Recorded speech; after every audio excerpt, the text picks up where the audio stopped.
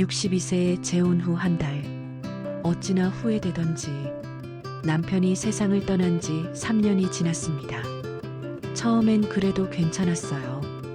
아이들도 자주 와주고 친구들과 만나는 것도 즐거웠거든요. 그런데 시간이 지날수록 혼자 있는 시간이 너무 길어졌죠. 특히 저녁 시간이 가장 힘들었습니다. 텅 빈 식탁에 혼자 앉아서 밥을 먹고 있으면 문득문득 외로움이 밀려왔어요. 남편과 함께 보던 뉴스를 혼자 보고 있으면 옆에서 중얼거리던 그의 목소리가 그리워졌습니다. 밤에 잠들기 전에는 더욱 적막했죠. 그러던 어느 날 노래교실에서 만난 김정훈 씨가 제게 관심을 보이기 시작했습니다. 전직 공무원이라고 했고 저보다 2살 위였어요. 처음엔 그냥 인사 정도만 나누던 사이였는데 언제부터인가 수업이 끝나고 나서도 함께 차를 마시게 되었습니다. 혼자 지내느라 많이 외롭죠? 정훈 씨가 조심스럽게 물어봤어요. 그 말에 왜 그렇게 마음이 뭉클해지던지요. 오랫동안 누구도 저의 외로움을 이해해주지 못했는데 이 사람은 제 마음을 알아주는 것 같았습니다. 네, 가끔 그래요. 혼자 있는 시간이 너무 길어서 라고 대답했더니 정훈 씨가 고개를 끄덕이며 말했어요. 나도 아내를 잃고 5년째 혼자 살고 있어요. 그 마음 충분히 이해해요. 그날부터 정훈 씨는 매일 아침 안부 문자를 보내주기 시작했습니다. 오늘도 좋은 하루 보내세요. 날씨가 추우니. 감기 조심하세요. 맛있는 거 드셨나요? 이런 소소한 관심이 얼마나 고마웠는지 몰라요. 3년 동안 그 누구도 저에게 이런 따뜻한 관심을 보여주지 않았거든요. 한 달쯤 지났을 때였어요. 정훈 씨가 저녁 식사를 같이 하자고 제안했습니다. 근처 한정식집에서 만났는데 그 사람이 정말 세심하게 챙겨주는 거예요. 반찬을 제 앞으로 밀어주고 물잔이 비면 바로 채워주고요. 혼자 드시면 밥맛도 없죠? 앞으로 자주 같이 식사해요. 정훈 씨의 말에 가슴이 따뜻해졌습니다. 정말 오랜만에 누군가가 저를 챙겨주는 느낌이었거든요.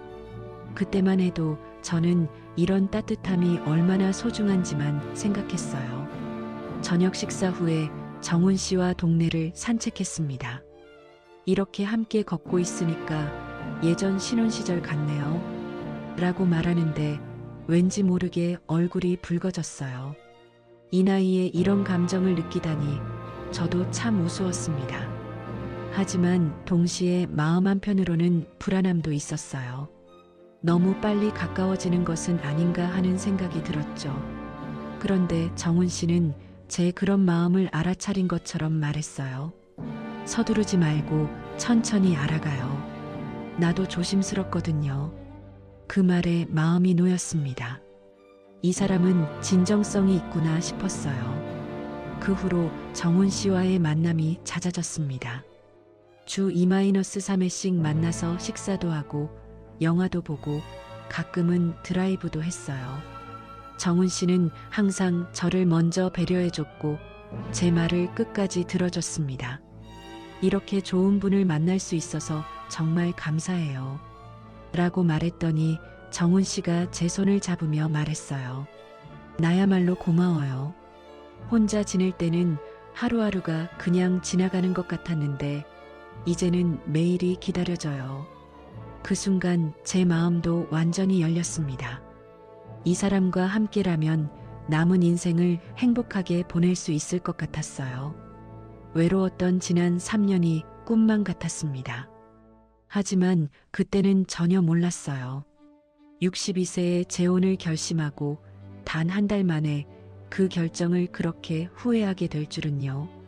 그 따뜻했던 미소 뒤에 숨겨진 진짜 얼굴을, 그 다정한 말들이 모두 계산된 연기였다는 것을요.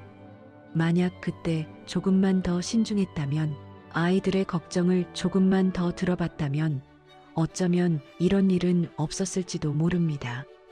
정훈 씨와 만난 지 2달이 지나면서 저희 사이는 점점 가까워졌습니다. 매일 만나는 것이 자연스러워졌고 함께 있을 때면 시간 가는 줄 몰랐어요. 그런데 어떤 순간부터 정훈 씨의 눈빛이 달라지는 걸 느꼈습니다. 좀 더 간절해 보였달까요? 그러던 어느 날 정훈 씨가 제게 결혼 이야기를 꺼냈어요. 우리 나이에 뭘 망설여요? 남은 시간이 얼마나 되겠어요? 갑작스러운 말에 저는 당황스러웠습니다. 분명 좋은 분이긴 했지만 결혼이라는 단어가 나오니까 심장이 빨리 뛰었어요. 너무 갑작스럽지 않나요? 제가 조심스럽게 말했지만 정훈 씨는 오히려 더 적극적으로 나왔어요. 나이가 이런데 연애를 오래 할 필요가 있나요? 서로 좋으면 빨리 결정하는 게 맞죠. 사실 저도 마음 한편으로는 그런 생각을 하고 있었어요. 3년 동안 혼자 지내면서 얼마나 외로웠는지 이제 좋은 사람을 만났는데 굳이 시간을 끌 필요가 있나 싶기도 했거든요.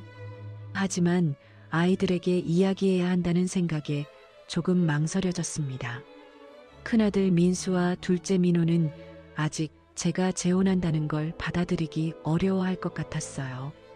특히 민수는 아버지가 돌아가신 후로 저를 많이 걱정해 왔거든요. 주말이 되어서 아이들을 불러 모았습니다. 민수와 민호 그리고 며느리들까지 다 와서 저녁을 함께 먹고 있었어요. 평소보다 음식을 많이 준비했는데 아무래도 중요한 이야기를 해야 해서 신경이 쓰였거든요. 식사가 어느 정도 끝나갈 때쯤 저는 용기를 내서 말을 꺼냈습니다. 엄마가 요즘 만나는 분이 있어. 그 순간 식탁 분위기가 싸늘하게 바뀌었어요.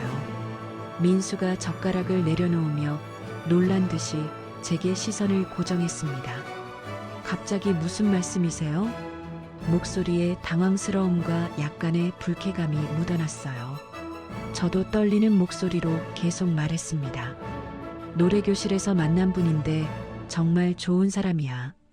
나이도 비슷하고 전직 공무원이라서 안정적이고 말하면서도 왜 이렇게 변명하는 것 같은 기분이 드는지 모르겠어요. 민호가 급하게 끼어들었습니다. 엄마, 얼마나 만났는데요? 그분에 대해서 뭘 알고 계세요? 둘째답게 형보다는 차분했지만 역시 걱정스러운 표정이었어요. 2달 정도 만났는데 정말 좋은 분이야. 나 혼자 있을 때 많이 챙겨주고 매일 연락도 해주고. 2달이요? 민수의 목소리가 갑자기 높아졌습니다. 엄마, 고작 2달 만났다고 결혼 생각을 하는 거예요? 그분 가족은 만나보셨어요? 집은 어디 사는지, 재산은 얼마나 있는지, 전 직장은 어디였는지 제대로 알아요? 저는 갑자기 말문이 막혔어요. 사실 그런 현실적인 것들에 대해서는 자세히 물어본 적이 없었거든요. 그냥 함께 있을 때 편안하고 좋다는 느낌만 있었을 뿐이었습니다. 그런 것들이 그렇게 중요한 건가 싶기도 했고요. 그런 건 천천히 알아가면 되지 않을까? 사람이 좋으면 되는 거 아니야? 제가 조심스럽게 말했지만 아이들의 표정은 더욱 굳어졌어요. 큰 며느리가 조심스럽게 입을 열었습니다. 어머니, 요즘 그런 사기꾼들이 정말 많다고 해요. 특히 경제적으로 여유 있고 혼자 사시는 분들한테 일부러 접근해서. 사기꾼이라니, 그런 말 하지 마. 저도 모르게 목소리가 높아졌어요. 정훈 씨를 그렇게 말하는 게 기분이 나빴거든요. 그 사람이 저한테 얼마나 잘해주는데요. 민수가 더욱 진지한 표정으로 말했습니다. 엄마, 우리가 그분을 한번 만나볼 수 있을까요? 제대로 알아보고 나서 결정하시는 게 좋을 것 같은데요. 아버지 돌아가시고 나서 엄마 혼자 고생하시는 거 보면서 우리도 많이 마음 아팠어요. 재혼하시는 것 자체는 반대하지 않아요. 하지만 너무 성급한 것 같아서. 그런데 여기서 문제가 생겼어요. 정훈 씨가 제 가족들과 만나는 것을 계속 미뤘거든요. 아직 시기상조야. 우리가 더 확실해지면 그때 소개할게. 괜히 서두르다가 부담만 줄 수 있어라고 말하면서 자꾸 회피했어요. 그분이 가족 만나는 걸 부담스러워해서 제가 말하자 민호가 즉시 반응했습니다. 그게 더 이상한 거 아니에요? 진짜 결혼할 생각이면 가족 만나는 게 당연한 거 아닌가요? 숨길 게 없다면 왜 피해요? 둘째 며느리도 거들었어요. 맞아요, 어머니. 저희도 결혼 전에 양가 부모님 다 만나보고 했잖아요. 그게 예의이기도 하고요. 아이들의 말이 맞는 것 같기도 했지만 한편으로는 정훈 씨의 입장도 이해가 됐어요. 저도 처음에는 조심스러웠으니까요. 너무 빨리 가족들한테 소개하면 부담스러울 수도 있겠다 싶었거든요. 하지만 아이들은 더욱 강하게 반대했습니다. 그날 이후 일주일 동안 아이들과 계속 실랑이가 벌어졌어요. 민수는 심지어 사립탐정까지 고용해서 정훈 씨를 조사하겠다고 했습니다. 엄마, 요즘 결혼 사기꾼들이 얼마나 교묘한지 아세요? 제대로 알아보고 해야 해요. 민호는 매일 전화해서 절대 성급하게 결정하지 말라고 당부했어요. 엄마, 우리가 나쁜 마음으로 반대하는 게 아니에요. 그냥 너무 빨라서 걱정되는 거예요. 그런데 정훈 씨는 오히려 아이들이 반대한다는 말을 듣고 더 적극적으로 나왔어요. 아이들이 반대하니까 더 서두르는 게 좋겠어요. 시간이 지날수록 더 복잡해질 거예요. 아이들 마음 바뀔 때까지 기다릴 거예요. 그리고 어느 날 갑자기 정훈 씨가 제안했습니다. 우리 이번 주에 혼인신고할까요? 간단하게 둘이서만요. 아이들한테는 나중에 설명하면 되죠. 저는 너무 당황스러웠어요. 너무 급작스러운 것 같은데. 아이들이 그렇게 반대하는데. 나이가 이런데 뭘 더 기다려요? 아이들 설득할 시간에 우리가 행복해지는 게 낫지 않을까요? 결혼하고 나면 아이들도 받아들일 거예요. 정훈 씨의 말에 마음이 흔들렸습니다. 사실 아이들과 계속 다투는 것도 정말 지겨웠거든요. 매일 전화해서 잔소리하고 만날 때마다 부정적인 이야기만 하고요. 정훈 씨 얘기만 나오면 분위기가 싸늘해지고요. 그날 밤 잠이 오지 않아서 이불 속에서 한참 생각해 봤어요. 내 인생인데 왜 아이들 눈치를 봐야 하지? 지금까지 아이들을 위해서 살았는데 이제는 내 행복을 생각해도 되는 거 아닌가? 그런 생각이 계속 들었습니다. 정훈 씨는 며칠 동안 계속 설득했어요. 혼인신고부터 하고 아이들한테는 나중에 천천히 이해시키면 돼요. 일단 기정사실로 만들어 놓으면 아이들도 어쩔 수 없이 받아들일 거예요. 계속 이렇게 싸우면 서로만 상처받잖아요. 그 말이 맞는 것 같기도 했어요. 아이들이 계속 반대만 하니까 영원히 평행선일 것 같았거든요.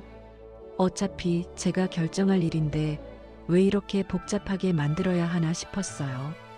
마침내 결정했습니다. 아이들 몰래 혼인신고를 하기로요. 정훈 씨가 너무 좋아하면서 제 손을 꽉 잡았어요. 정말 잘 결정했어요. 우리 행복하게 살 거예요. 아이들도 시간이 지나면 이해할 거예요. 혼인신고하는 날 아침 구청에 가면서도 마음 한편으론 불안했어요. 정말 이게 맞는 건가? 아이들한테 미안한 건 아닌가 하는 생각이 계속 들었거든요. 하지만 정훈 씨가 워낙 확신에 차 있고 행복해 보여서 저도 용기를 냈습니다. 구청 민원실에 들어서니까 가슴이 떨렸어요. 신고서를 받아서 작성하는데 손이 조금 떨렸습니다. 정훈 씨는 능숙하게 서류를 작성했어요. 마치 이런 일에 익숙한 것처럼요. 도장을 찍는 순간 가슴이 두근거렸어요. 드디어 재혼을 했구나. 이제 혼자가 아니구나 하는 안도감이 밀려왔습니다. 정훈 씨가 제 어깨를 꼭 안으며 속삭였어요. 이제 우리는 정말 가족이에요. 남은 인생 행복하게 보내요. 그때는 정말 행복했습니다. 62세에 새로운 시작을 한다는 설렘으로 가슴이 가득했어요. 혼자가 아니라는 것만으로도 세상이 다르게 보였거든요. 하지만 그때는 전혀 몰랐습니다. 그 혼인신고서 한 장이 제 인생을 송두리째 바꿀 거라는 것을, 그리고 단 한 달 뒤에는 그 결정을 그렇게 깊이 후회하게 될 줄은요. 혼인신고를 마치고 나서 정훈 씨가 말했어요. 이제 우리 집으로 가봅시다. 그 말에 가슴이 설렜습니다. 드디어 새로운 보금자리를 보게 되는구나 싶었어요. 지금까지 정훈 씨 집에 한 번도 가본 적이 없었거든요. 항상 밖에서만 만났었죠. 차를 타고 가는 동안 정훈 씨는 계속 말했어요. 집이 좀 오래됐어요. 혼자 살다 보니까 신경을 많이 못 썼네요. 겸손하게 말하는 것 같아서 오히려 좋았습니다. 허세 부리지 않는 모습이 더 진실해 보였거든요. 그런데 도착한 곳을 보고 저는 깜짝 놀랐어요. 낡은 다세대 주택 2층에 있는 작은 빌라였습니다. 외벽 페인트는 벗겨져 있고 계단도 삐걱거렸어요. 전직 공무원이라고 했는데 이런 곳에 사는구나 싶어서 약간 의외였습니다. 여기가 우리 집이에요. 정훈 씨가 문을 열어주는데 안으로 들어서자마자 퀴퀴한 냄새가 났어요. 오랫동안 환기를 안 한 듯한 냄새였죠. 거실도 생각보다 훨씬 좁았고 가구들도 낡아 보였습니다. 정훈 씨는 제 표정을 살피더니 급하게 말했어요. 곧 이사할 예정이에요. 더 좋은 곳으로요. 지금은 임시로 사는 거라서. 그렇게 말하니까 조금 마음이 놓였어요. 임시라면 괜찮겠구나 싶었거든요. 하지만 뭔가 어색한 기분이 들었어요. 혼자 산다고 해도 너무 정리가 안 되어 있었거든요. 싱크대에는 설거지하지 않은 그릇들이 쌓여 있고 테이블 위에는 신문과 서류들이 어수선하게 놓여 있었습니다. 앉으세요. 차 한 잔 드릴게요. 정훈 씨가 부엌으로 들어가는데 저는 소파에 앉아서 주변을 둘러봤어요. 벽에 걸린 달력은 작년 것이었고 화분 속 화초들은 다 말라 죽어 있었습니다. 왠지 모르게 을씨년스러운 느낌이 들었어요. 차를 가져오면서 정훈 씨가 갑자기 말을 꺼냈습니다. 그런데 부인이 운영하던 식당은 어떻게 정리했어요? 너무 갑작스러운 질문에 저는 당황했어요. 지금까지 제 재산에 대해서 이렇게 직접적으로 물어본 적이 없었거든요. 네, 갑자기 왜 그런 걸 물어보세요? 제가 되물었지만 정훈 씨는 태연하게 대답했어요. 이제 부부가 됐으니까 서로 알아야죠. 솔직히 얘기해 봅시다. 그 말투가 뭔가 달랐어요. 지금까지 들어본 정훈 씨의 목소리와는 다른 느낌이었습니다. 좀 더 직설적이고 차갑달까요? 식당을 정리하면서 얼마 정도 받았어요? 계속해서 묻는 정훈 씨를 보며 저는 불편함을 느꼈습니다. 하지만 이미 결혼한 사이니까 숨길 것도 없겠다 싶어서 대답했어요. 2억 정도 받았어요. 그걸로 지금 건물 하나 사서 월세를 받고 있고요. 제가 말하자 정훈 씨의 눈이 번쩍했어요. 그 순간 뭔가 이상한 기분이 들었습니다. 아, 그렇군요. 월세는 얼마나 나와요? 정훈 씨가 더 관심 있게 물었어요. 목소리에 흥미로운 톤이 섞여 있었습니다. 한 달에 300만 원 정도요. 제가 대답하자 정훈 씨가 고개를 끄덕였어요. 그러더니 갑자기 다른 이야기를 꺼냈습니다. 우리 이제 부부니까 통장도 합치는 게 좋지 않을까요? 따로 관리하면 복잡하잖아요. 너무 갑작스러운 제안에 저는 말문이 막혔어요. 통장을 합친다는 게 무슨 뜻이에요? 제가 조심스럽게 물었습니다. 아, 그냥 투명하게 관리하자는 뜻이에요. 서로 숨기는 것 없이요. 나도 내 통장 다 보여줄게요. 정훈 씨가 웃으면서 말했지만 그 웃음이 어색해 보였어요. 저는 뭔가 이상한 기분이 들었습니다.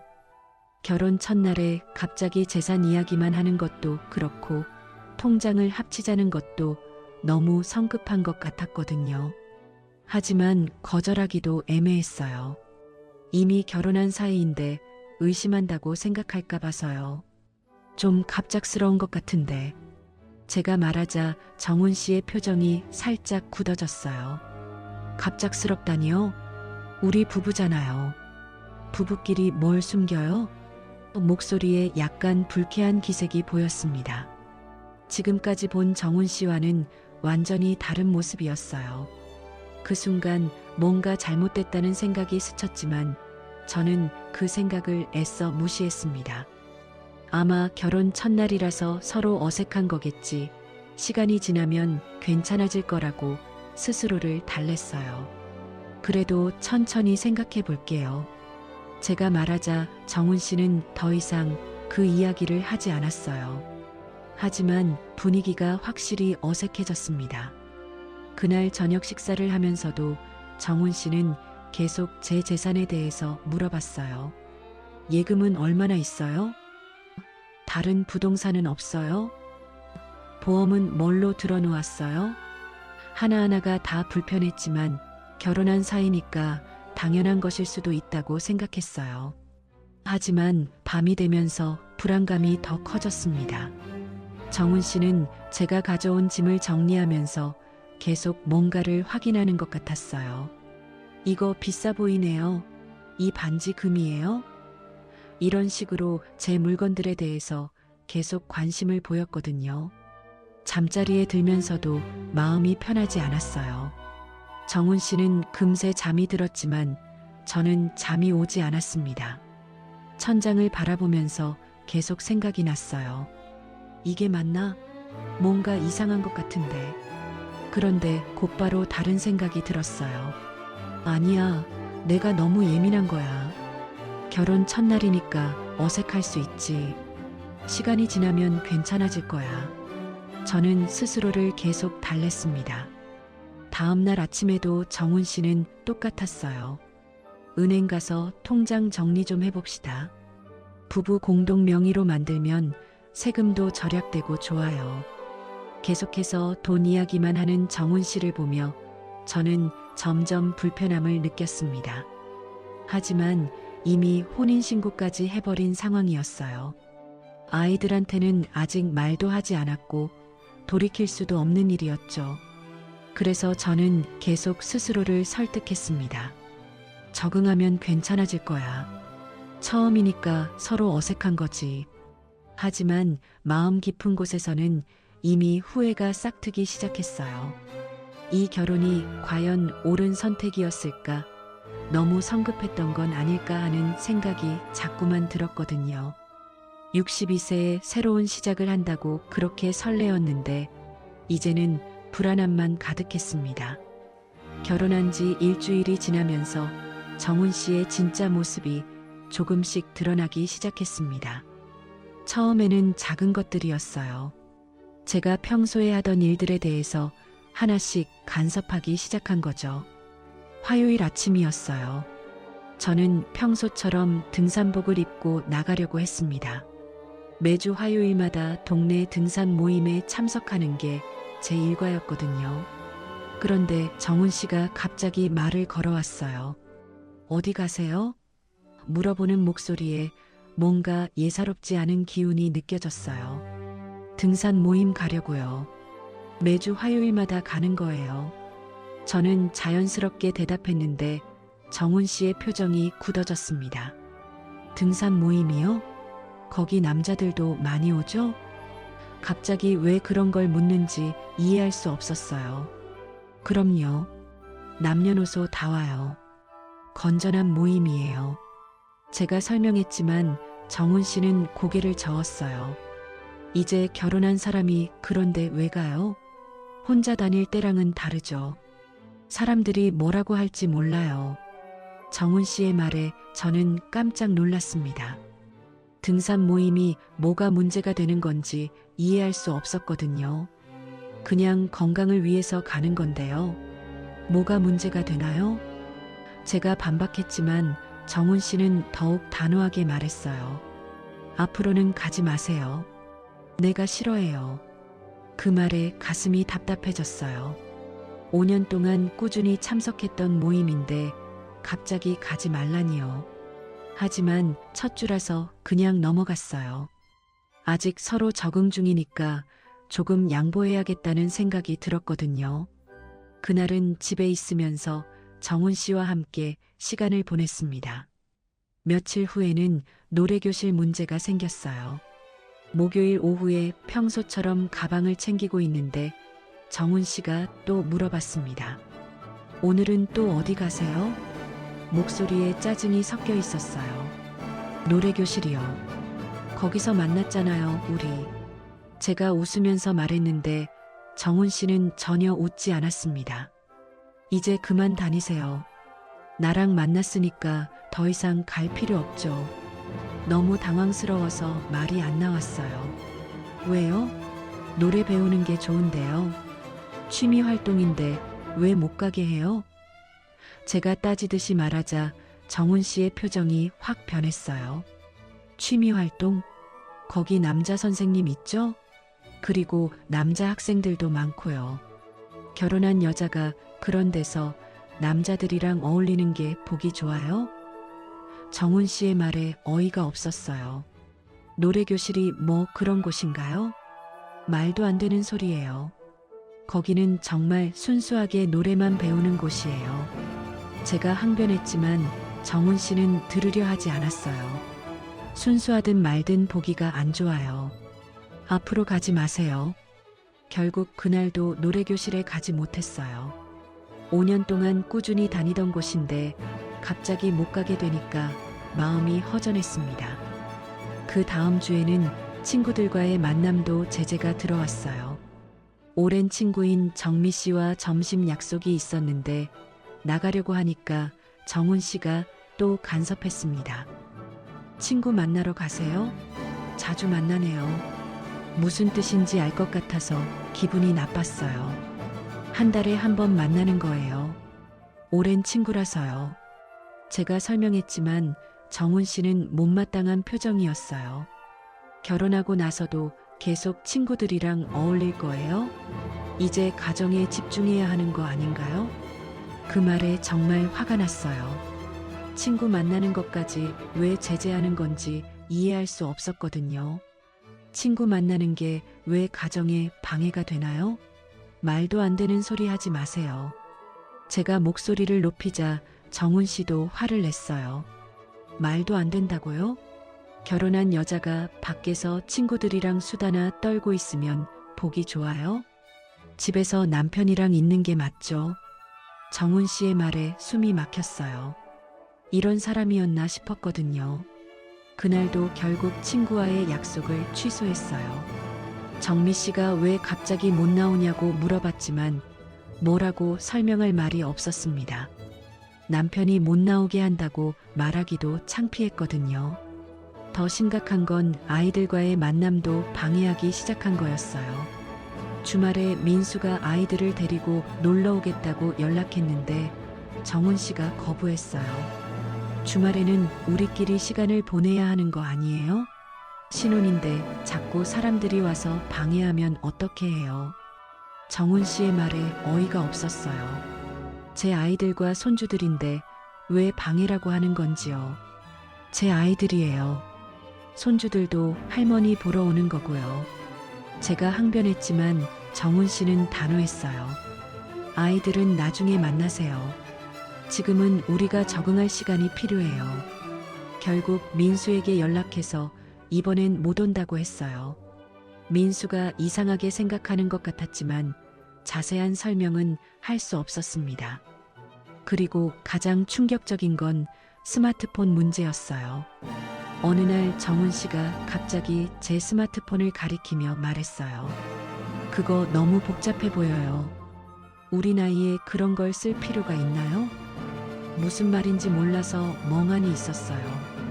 폴더폰으로 바꾸세요. 전화만 할 수 있으면 되죠. 스마트폰은 젊은 사람들이나 쓰는 거예요. 정훈 씨의 제안에 깜짝 놀랐어요. 스마트폰으로 친구들과 연락하고 아이들과 사진도 주고받는데 갑자기 폴더폰을 쓰라니요. 왜요? 스마트폰이 편한데요. 사진도 찍고 메시지도 보내고 제가 말하자 정훈 씨가 불편한 표정을 지었어요. 그런 게 다 필요 없어요. 전화기는 전화만 하면 되는 거죠. 너무 복잡하게 살지 말아요. 결국 며칠 후에 정훈 씨와 함께 휴대폰 매장에 가서 폴더폰으로 바꿨어요. 스마트폰을 쓸 때보다 불편했지만 계속 그 문제로 싸우기 싫어서 그냥 따라했습니다. 이런 일들이 하나씩 쌓이면서 저는 점점 숨이 막혀가기 시작했어요. 등산도 못 가고 노래교실도 못 가고 친구도 못 만나고 아이들도 못 보고요. 하루 종일 정훈 씨와 둘이서만 집에 있으니까 답답했습니다. 그러면서 자꾸 후회되는 생각이 들었어요. 내가 왜 이렇게 서둘렀을까? 아이들 말을 들었어야 했는데 밤에 잠들기 전에 그런 생각이 계속 맴돌았습니다. 하지만 그때는 아직 몰랐어요. 이런 통제와 고립이 시작에 불과하다는 것을, 앞으로 훨씬 더 큰 충격과 후회가 기다리고 있다는 것을 말이에요. 결혼한 지 3주째 되는 날이었어요. 오후에 집에서 쉬고 있는데 갑자기 전화가 왔습니다. 제 건물 세입자인 김 씨였어요. 작은 카페를 운영하는 분이었죠. 사장님, 안녕하세요. 갑자기 연락드려서 죄송해요. 김 씨의 목소리가 뭔가 조심스러웠어요. 평소와는 다른 느낌이었습니다. 네, 무슨 일이세요? 제가 물어보니 김 씨가 망설이다가 말했어요. 그게 남편분이 연락을 주셨더라고요. 월세 통장을 바꾸라고 하시던데 맞나요? 그 순간 머리가 하얗게 변했습니다. 정훈 씨가 언제 세입자에게 연락했다는 건지, 그리고 왜 그런 말을 했는지 전혀 이해할 수 없었어요. 네, 무슨 말씀이세요? 제가 당황해서 물어보자 김 씨가 더 자세히 설명했습니다. 어제 남편분이 전화하셔서 앞으로 월세는 본인 통장으로 넣으라고 하시더라고요. 통장 번호도 주시고요. 그런데 갑자기 바뀐다고 해서 혹시 사장님께 확인해 보고 싶어서요. 가슴이 쿵쾅거렸어요. 정훈 씨가 제 허락도 없이 세입자에게 직접 연락해서 월세 통장을 바꾸라고 했다니 도대체 무슨 생각인지 모르겠었습니다. 아니에요. 제가 그런 얘기한 적 없어요. 계속 기존 통장으로 넣어주세요. 제가 급하게 말하자 김 씨가 안도하는 목소리로 대답했어요. 아, 그렇군요. 너무 갑작스러워서 이상했어요. 알겠습니다. 통화를 끊고 나서 저는 어떻게 해야 할지 몰랐어요. 정훈 씨가 왜 그런 일을 했는지 도저히 이해할 수 없었거든요. 정훈 씨가 외출해서 집에 없을 때 전화가 왔던 거라 다행이었어요. 만약 정훈 씨가 옆에 있었다면 어떻게 됐을지 몰라요. 저는 가슴이 두근거리면서 정훈 씨가 돌아오기를 기다렸습니다. 1시간 후에 정훈 씨가 집에 들어왔어요. 평소처럼 태연한 얼굴이었습니다.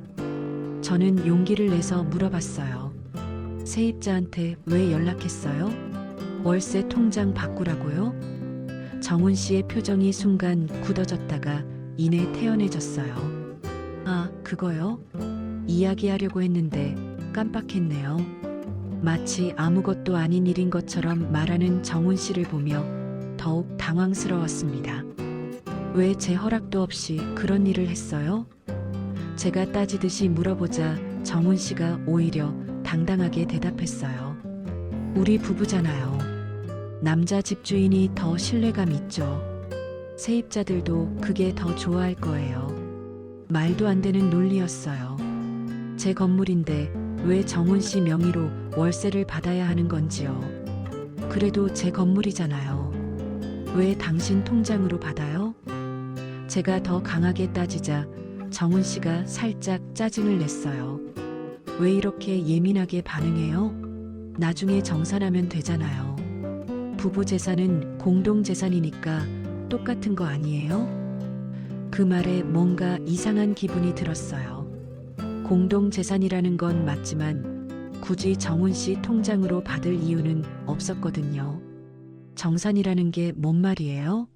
그냥 제 통장으로 계속 받으면 되는 거 아니에요? 제가 반박하자 정훈 씨의 목소리가 단호해졌어요. 됐어요. 이미 바꿨으니까 그냥 두세요. 매달 정산해서 드릴게요. 그리고는 더 이상 그 얘기를 하려 하지 않았어요. 저는 뭔가 불안한 마음이 들었지만 어쩔 수 없이 그냥 넘어갔습니다. 하지만 그날 밤에 충격적인 일이 벌어졌어요. 저는 일찍 잠자리에 들었는데 정훈 씨는 거실에서 뭔가 하고 있었어요. 한밤중에 화장실에 가려고 일어났는데 거실에서 정훈 씨의 목소리가 들렸습니다. 누군가와 통화를 하고 있었어요.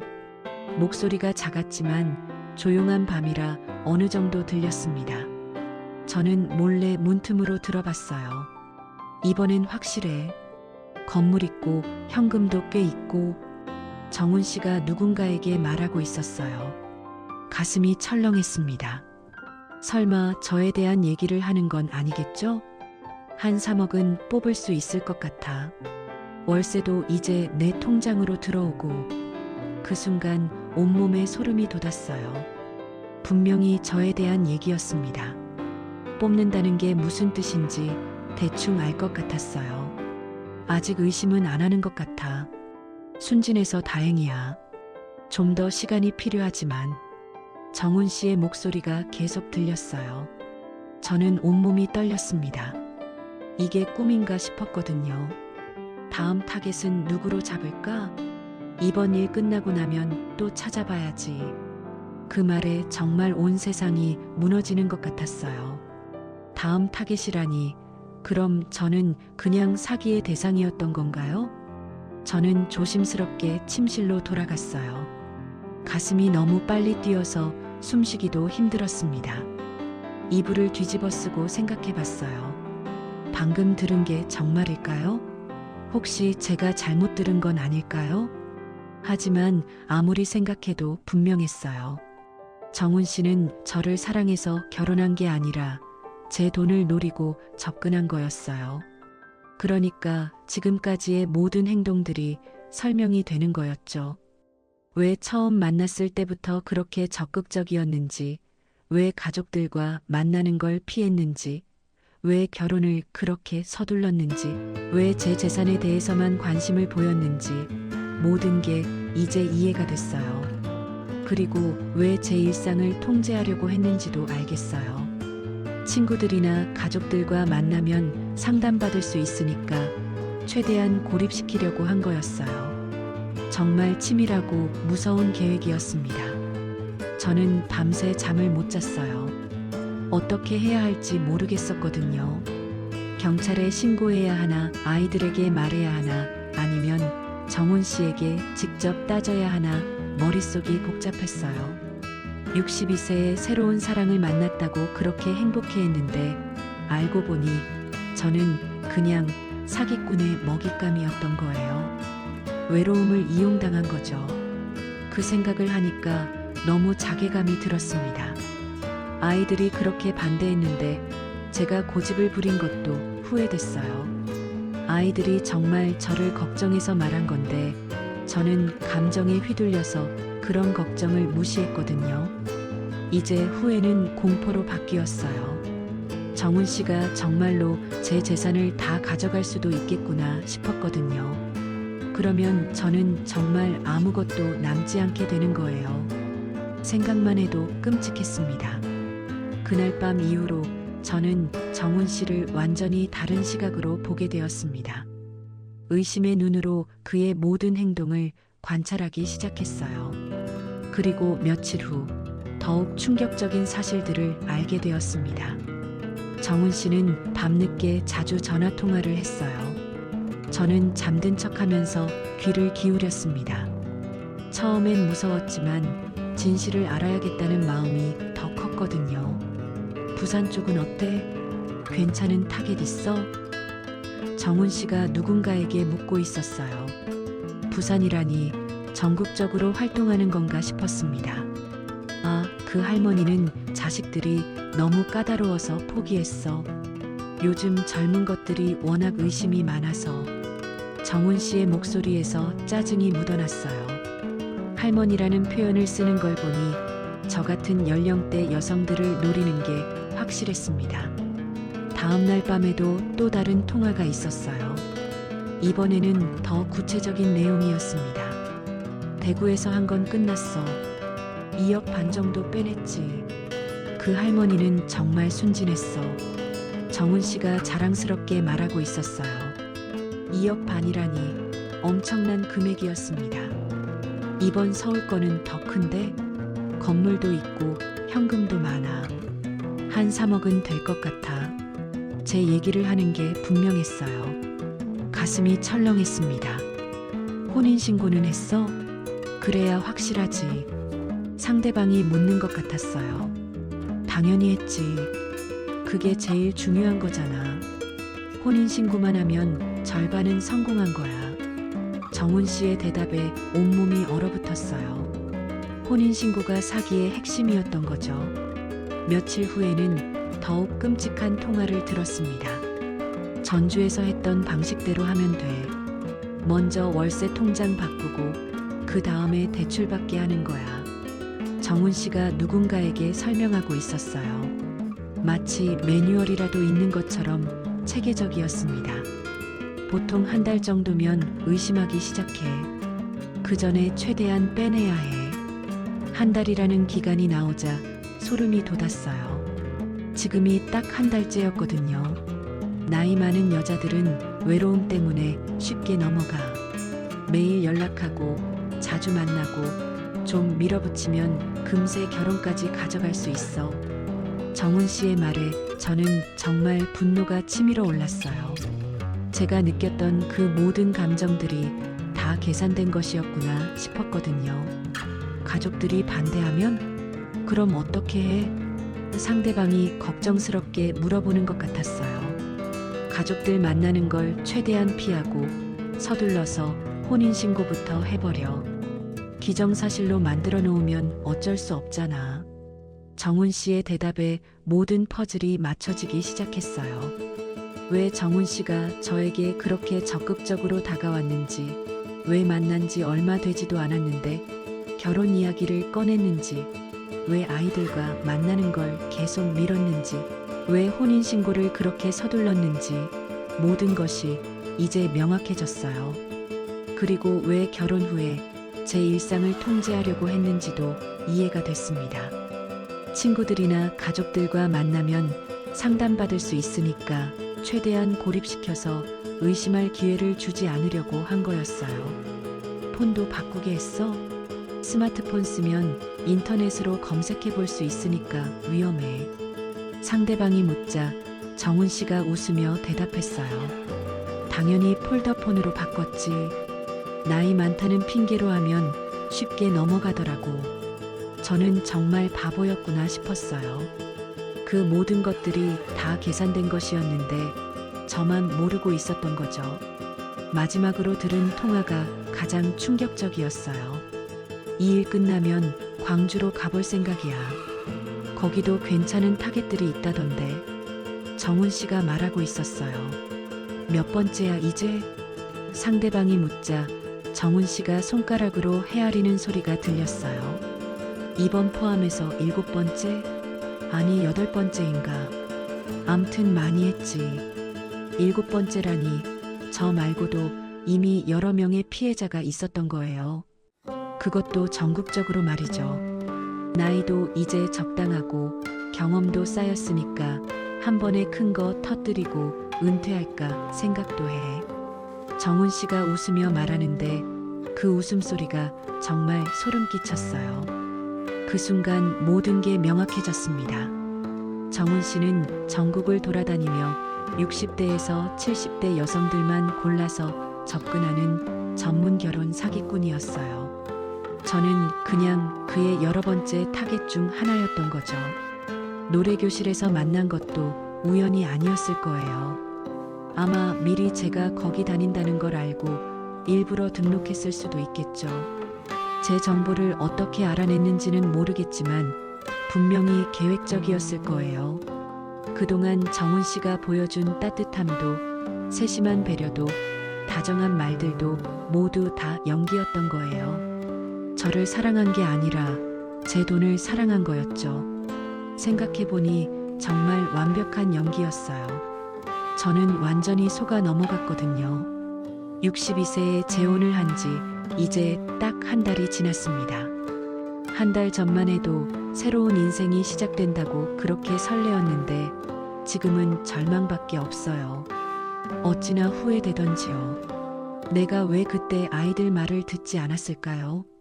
민수와 민호가 그렇게 걱정하며 말렸는데 저는 감정에 휘둘려서 그 모든 걱정을 무시했어요. 아이들이 정말 저를 위해서 한 말이었는데 말이죠. 사립탐정까지 고용하겠다고 했을 때 제가 화를 냈던 것도 후회돼요. 그때 조사를 했다면 이런 일은 없었을 텐데요.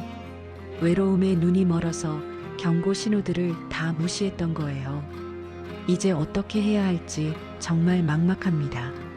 경찰에 신고해야 하는지, 아이들에게 말해야 하는지, 아니면 정훈 씨와 직접 대결해야 하는지 모르겠어요. 하지만 분명한 건 이 상황에서 벗어나야 한다는 거예요. 62세에 당한 이 사기가 제 인생의 마지막이 되어서는 안 되니까요. 진실을 알게 된 후 며칠 동안 저는 정말 괴로웠어요. 어떻게 해야 할지 모르겠더라고요. 정훈 씨 앞에서는 아무것도 모르는 척 연기해야 했고, 그게 정말 힘들었습니다. 한순간이라도 표정 관리를 잘못하면 들킬 것 같아서 늘 긴장했어요. 하지만 더 이상 혼자서는 해결할 수 없겠다는 생각이 들었습니다. 결국 큰아들 민수에게 전화하기로 했어요. 정훈 씨가 마트에 간 틈을 타서 급하게 연락했습니다. 민수야, 엄마야. 지금 혼자 얘기할 수 있어? 목소리가 떨렸어요. 네, 엄마. 무슨 일이세요? 목소리가 이상한데요. 민수가 걱정스럽게 물어봤어요. 엄마가 정말 큰 실수를 했어. 내가 말린 게 맞았어. 그 말을 하자마자 눈물이 쏟아졌어요. 그동안 참고 있던 모든 감정이 터져 나왔거든요. 엄마, 무슨 일이에요? 정훈 씨가 뭘 했어요? 민수의 목소리가 급해졌어요. 저는 지난 며칠 동안 들었던 통화 내용들을 모두 털어놨습니다. 월세 통장 변경부터 시작해서 정훈 씨가 전문 사기꾼이라는 사실까지요. 이야기를 하면서 계속 울었어요. 엄마, 지금 어디 계세요? 바로 거기서 나오세요. 민수가 다급하게 말했어요. 집에 있어. 그런데 정훈 씨가 금방 돌아올 거야. 어떡하지? 저도 패닉 상태였어요. 일단 침착하세요. 아무것도 모르는 척하고 계세요. 제가 지금 가겠습니다. 민수의 목소리가 진정되면서 차분해졌어요. 1시간 후에 민수가 왔어요. 다행히 정훈 씨는 아직 돌아오지 않았습니다. 민수는 저를 안아주며 말했어요. 엄마, 괜찮아요. 우리가 해결할 수 있어요. 하지만 계획을 세워서 움직여야 해요. 아들의 든든한 모습에 조금 마음이 놓였어요. 민수는 즉시 행동에 나섰습니다. 먼저 모든 통장 비밀번호를 바꿔야 해요. 그리고 은행에 사정을 설명하고 보안을 강화해야 하고요. 어떻게 해야 할까? 저는 아직 정신이 없었어요. 내일 정훈 씨가 외출하면 바로 은행 가세요. 저도 같이 갈게요. 모든 계좌를 점검하고 안전장치를 만들어야 해요. 민수가 차근차근 설명했어요. 그리고 가장 중요한 건 월세 통장이었어요. 세입자에게 다시 연락해서 원래 통장으로 바꿔달라고 해야 해요. 정훈 씨가 억지로 바꾼 거라고 설명하세요. 그러면 정훈 씨가 알아차리지 않을까? 저는 걱정됐어요.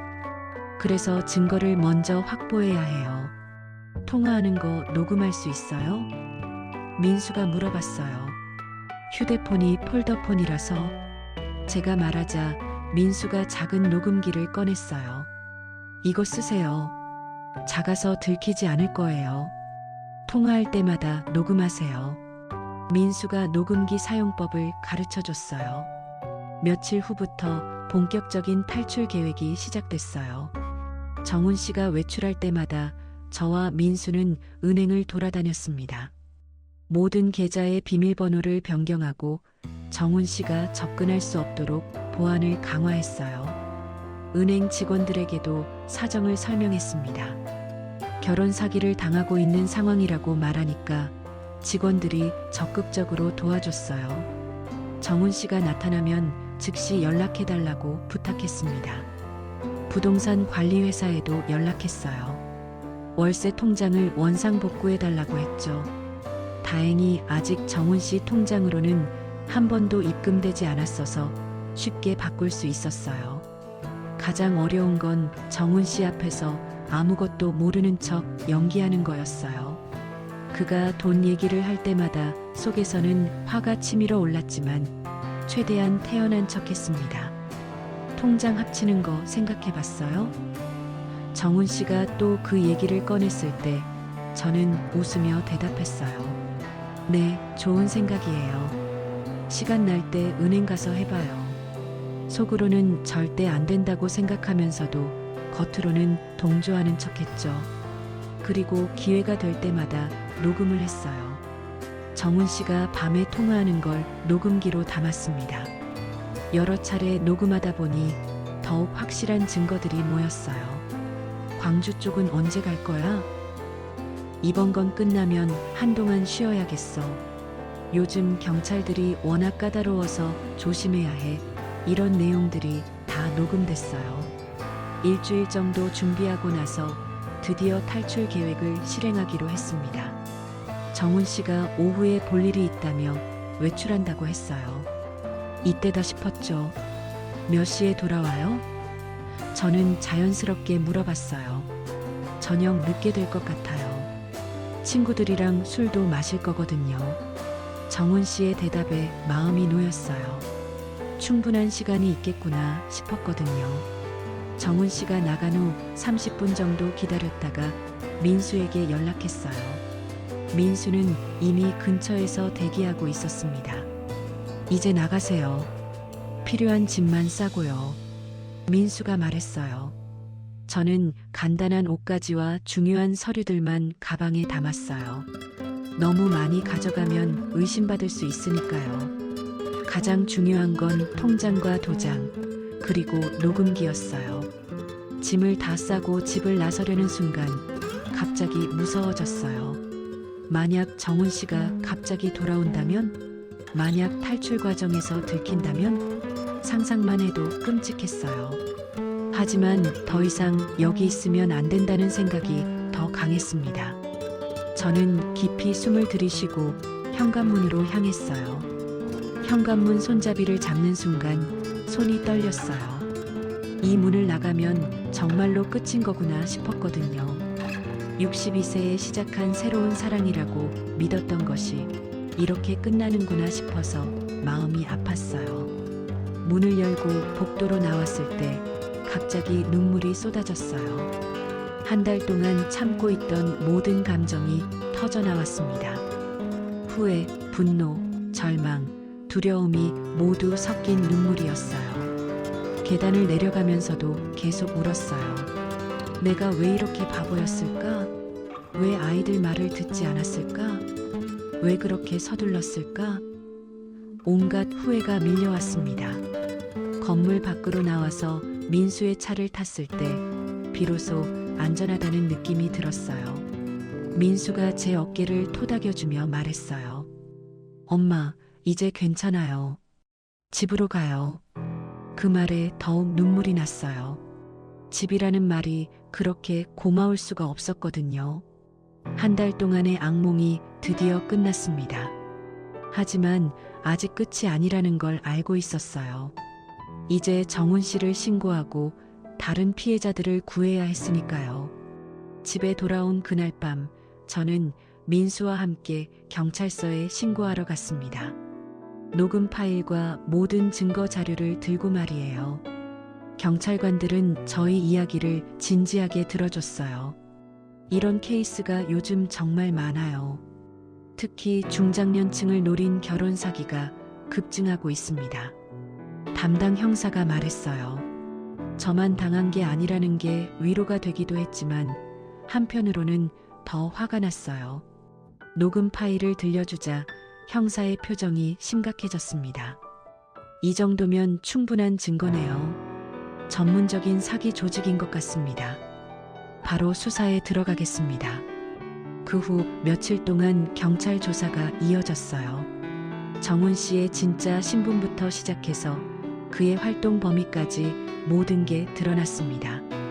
정말 충격적이었어요. 정훈 씨의 본명은 김철수였고 전직 공무원이라는 것도 거짓말이었어요. 실제로는 10년 전부터 이런 사기를 해온 전문 범죄자였습니다. 나이는 저보다 5살이나 더 많았고요. 전국에서 최소 6명 이상의 피해자를 확인했습니다. 피해 금액만 해도 15억 원이 넘어요. 형사가 조사 결과를 알려줬을 때 정말 기가 막혔어요. 15억이라니 어마어마한 금액이었습니다. 다른 피해자들의 이야기를 듣고 나니까 더욱 화가 났어요. 부산에서는 70세 할머니가 집까지 잃을 뻔했고 대구에서는 68세 여성이 평생 모은 돈을 다 빼앗겼대요. 모두 저와 비슷한 상황이었어요. 모든 피해자가 혼자 사는 중장년 여성들이었어요. 이들의 외로움을 이용해서 접근한 거죠. 형사의 설명에 가슴이 아팠어요. 저만 바보였던 게 아니라는 걸 알았지만 동시에 다른 분들이 당한 고통을 생각하니 마음이 아팠거든요. 정훈 씨는 일주일 후에 체포됐어요. 저에게 연락이 와서 알게 됐죠. 용의자를 검거했습니다. 다른 지역에서 또 다른 여성에게 접근하고 있다가 붙잡혔어요. 그 소식을 들었을 때 복잡한 감정이 들었어요. 안도감과 동시에 허탈함도 느껴졌거든요. 한 달 전까지만 해도 사랑한다고 생각했던 사람이 범죄자로 붙잡혔다는 게 믿기지 않았어요. 재판 과정에서 정훈 씨의 전모가 더 자세히 드러났습니다.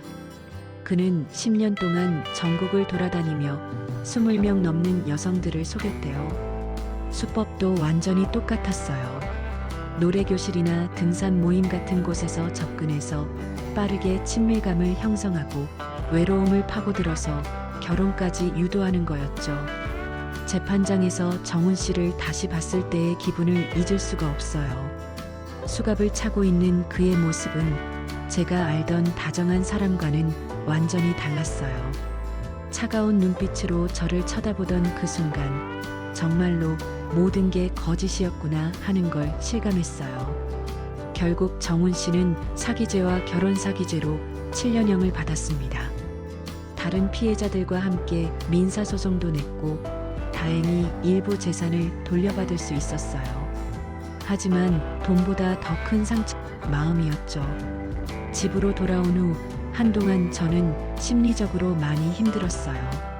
사람을 믿기 어려워졌고 외출하는 것도 무서웠어요. 혹시 또 다른 사기꾼이 접근할까봐 늘 경계했거든요. 아이들이 정말 큰 힘이 되어줬어요. 민수와 민호는 번갈아 가면서 저를 돌봐줬고 며느리들도 자주 안부를 물어봤어요. 엄마, 우리가 있잖아요. 걱정하지 마세요라는 민수의 말에 많이 위로받았어요. 손주들도 자주 놀러와서 집안을 활기차게 만들어줬어요. 아이들의 웃음소리를 들으면 그동안의 우울함이 조금씩 사라졌어요. 가족의 소중함을 다시 한번 느꼈죠. 몇 달 후에는 상담을 받기 시작했어요.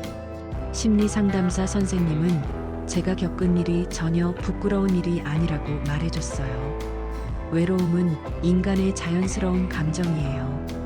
그걸 악용한 사람들이 나쁜 거지 당신이 잘못한 게 아니에요. 상담을 받으면서 점점 마음이 회복됐어요. 그리고 어느 날 상담사 선생님이 제안을 하나 해줬어요. 혹시 다른 분들에게 본인 경험을 나눠볼 생각 없으세요? 요즘 이런 사기가 정말 많은데 실제 경험자의 증언이 큰 도움이 될 거예요. 처음에는 망설였어요. 제 부끄러운 경험을 남들에게 말한다는 게 쉽지 않았거든요. 하지만 다른 분들이 저처럼 당하지 않게 도움이 될 수 있다면 해볼 만하다는 생각이 들었어요. 그래서 지역 복지관에서 하는 노년층 대상 사기 예방 교육에 강사로 나서기 시작했습니다. 처음엔 떨렸지만 제 이야기를 진심으로 들어주시는 분들을 보니 보람을 느꼈어요. 저는 62세에 재혼을 했습니다. 단 한 달 만에 그 결정을 후회하게 됐죠. 강의를 시작할 때마다 이렇게 말해요. 청중들의 표정이 진지해지는 걸 느낄 수 있어요. 그 짧은 한 달 동안 저는 평생 모은 재산을 잃을 뻔했습니다. 더 중요한 건 가족들과의 관계까지 망가뜨릴 뻔했다는 거예요. 제 경험담을 들으시는 분들은 모두 진지하게 귀 기울여 주세요. 외로움은 나쁜 게 아니에요. 하지만 그 외로움을 악용하는 사람들이 있다는 걸 기억하세요. 너무 빨리 다가오는 사람, 가족 소개를 피하는 사람, 돈 얘기를 자꾸 하는 사람을 조심하세요. 강의를 할 때마다 느끼는 거지만 저와 비슷한 상황에 있는 분들이 정말 많아요. 혼자 사는 것의 외로움, 새로운 인연에 대한 갈망, 하지만 동시에 느끼는 불안감까지요. 가족들이 반대한다면 한 번 더 생각해 보세요. 사랑에 눈이 멀면 위험 신호를 놓치기 쉬워요. 이 말을 할 때마다 민수와 민호가 그렇게 걱정해 준 게 생각나요. 이제 1년이 지났습니다. 그동안 100명이 넘는 분들에게 제 경험담을 들려드렸어요. 강의 후에 개인적으로 상담을 요청하시는 분들도 많아요. 비슷한 의심을 갖고 있거나 실제로 사기를 당한 분들이죠.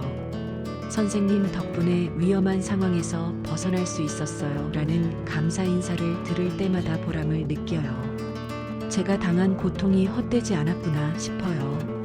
지금은 예전처럼 등산 모임도 다시 다니고 노래 교실도 다시 시작했어요. 친구들과의 만남도 예전보다 더 소중하게 생각하게 됐고요. 가족들과의 시간도 훨씬 늘었어요. 여전히 혼자 사는 건 외로워요. 하지만 이제는 그 외로움을 건전한 방법으로 해소하려고 노력해요.